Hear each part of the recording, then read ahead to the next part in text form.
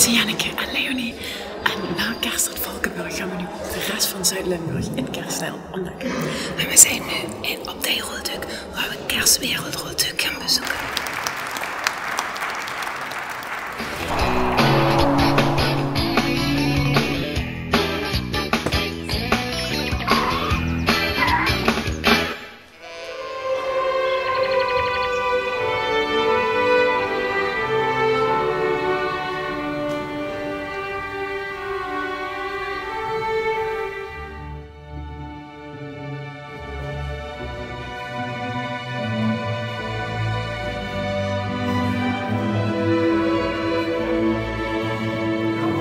Zijn wat te eten?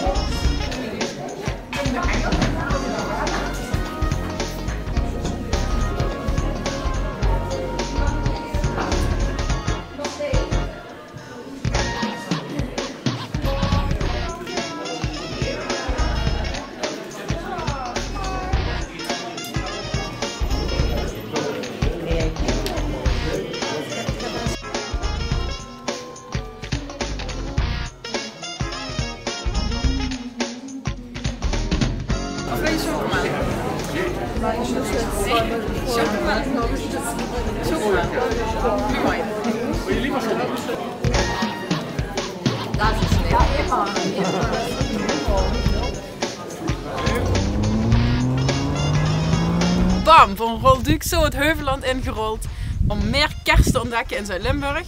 En wij gaan kripkeswandelingen doen. En dat houdt in dat overal in het Heuvelland kerststalletjes zijn verstopt. En achter ons is er eentje met levende dieren.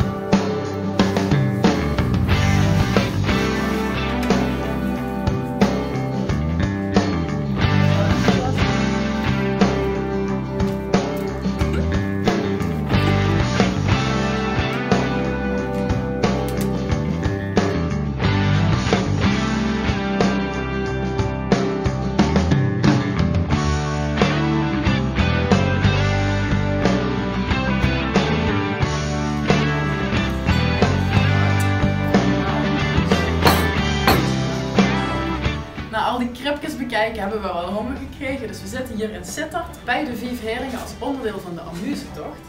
Hoi, dat ziet er fantastisch uit, maar wat is nou die Amuzetocht? De Amuzetocht is een kerstwandeling, eentje in het centrum van Sittard en eentje daarbuiten, en waar de Vijfheringen deel van uitmaakt. Oké, en overal kan ik dan hapjes gaan proeven? Je kunt overal een hapje eten, ja. Oh, lekker. Oké, gaan we doen.